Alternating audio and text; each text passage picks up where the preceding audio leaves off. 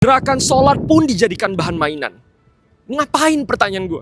Kalau misal lo bilang ini bercanda, nggak lucu sama sekali. Satu, ini gerakan sholat yang suci, ibadah.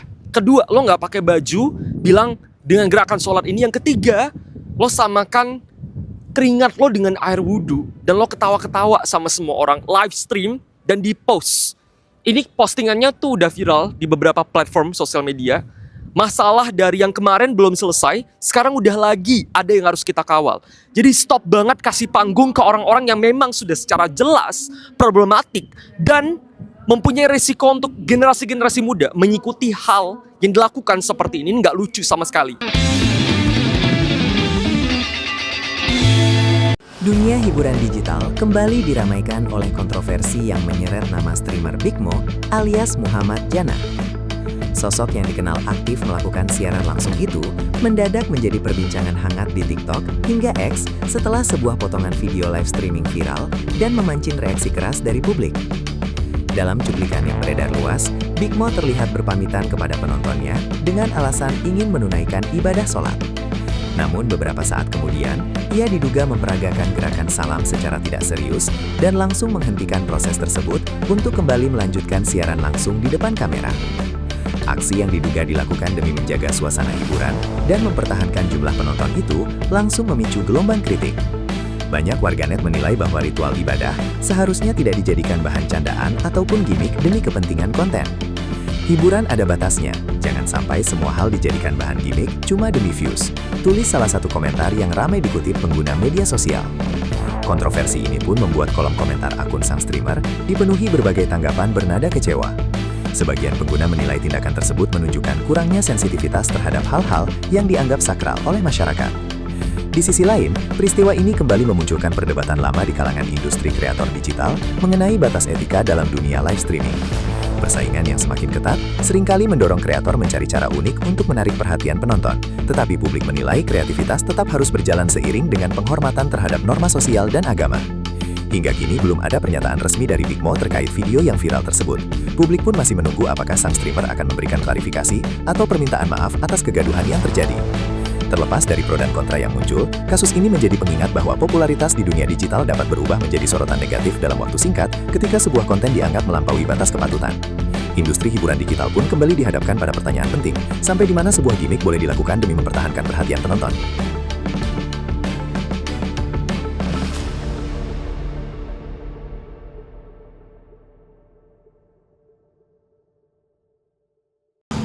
Tong biadab na ya si Big Mo. O kapok-kapok na Gusti, ano agung. Ari siya kung ngaladik-ngaladik, aman ka na Islam teh. Gusti, ano agung.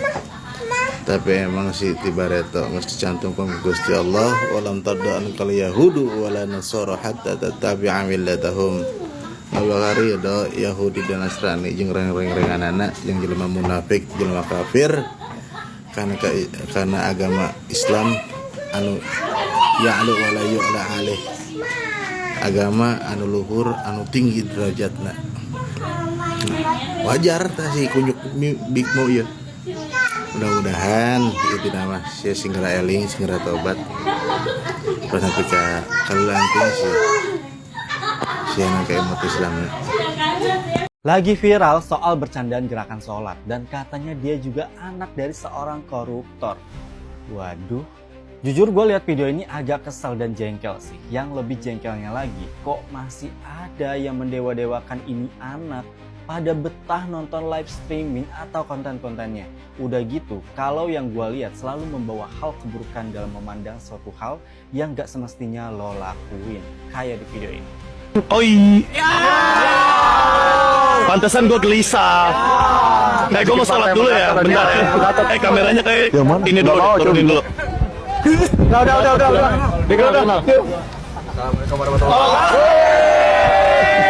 Akhirnya kan kayak gini kan vibes-nya udah enak. Kita semua udah sholat, ya nggak? Udah kan air wudhu. Udah gitu ya, penontonnya ini kan banyak banget anak kecil. Udah gitu, dia ini menyerukan untuk menggunakan vape secara ilegal. Menurut gue ini udah parah dan harus segera ditindak sih. Dan kabarnya sih udah klarifikasi minta maaf tuh. Masa setiap ada kasus solusinya ditutup sama minta maaf? Gimana sih?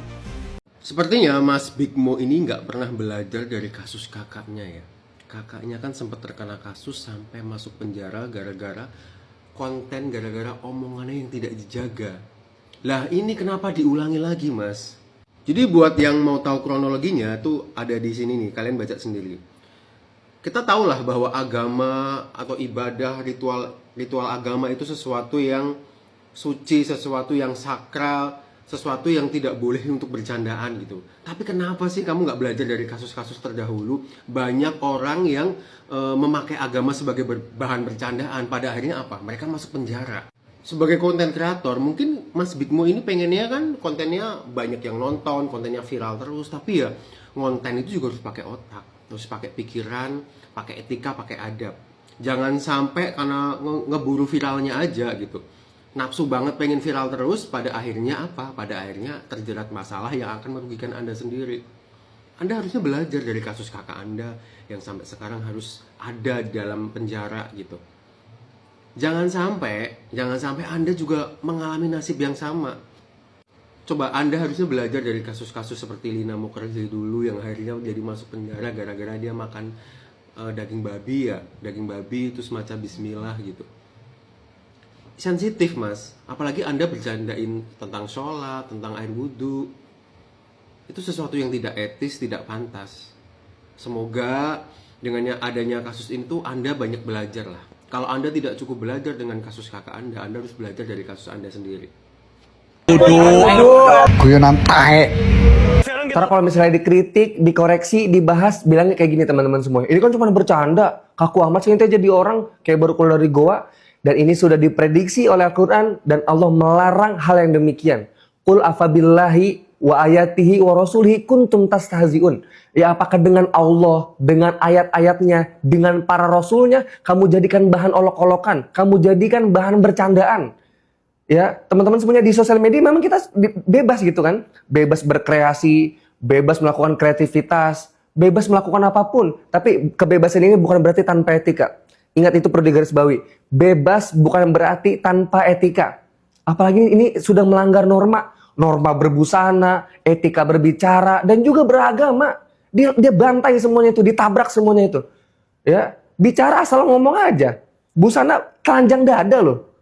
Melanggar norma agama juga. Ini namanya mengolok-olokkan teman-teman semuanya, menistakan agama. Gerakan sholat apalagi tuh. As-sholatu imanuddin. Anak TK juga tahu bahwa sholat itu adalah tiangnya agama. Dijadiin bahan bercanda. Ya, wudhu itu adalah toharo, aksamu toharo, salah satu toharo penyucian diri, penyucian kita ini jasmani, tapi dijadikan seperti apa? Disamakan seperti air keringatnya dia. Ini otaknya di mana? Ini yang menjadi permasalahan kita teman-teman semuanya. Lalu akhirnya timbul pertanyaan di kita ya, apakah demi konten semua itu diperbolehkan? Melanggar norma ini apakah diperbolehkan untuk membuat konten? Tentu jawabannya adalah tidak. Ya, Bigmo ini memang orang yang terkenal problematik, orang yang terkenal kontroversial. Maka dari itu kita yang sadar dengan hal yang demikian, jangan kasih panggung. Kritikan di kolom komentar, kita komen, kita caci maki dia, itu yang dia pengen. Rame. Jadi udah stop nonton dia, sadari, skip, berhenti share, laporkan, selesai urusan. Insya Allah kita bakal dihitung pahala karena kita sudah menghindarkan suatu hal yang keburukan. Itu teman-teman semuanya saya ingin sampaikan.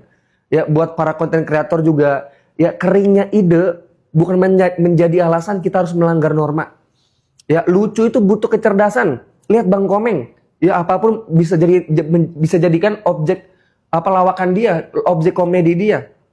Ya, jadi melucu atau berkomedi itu butuh dengan kecerdasan.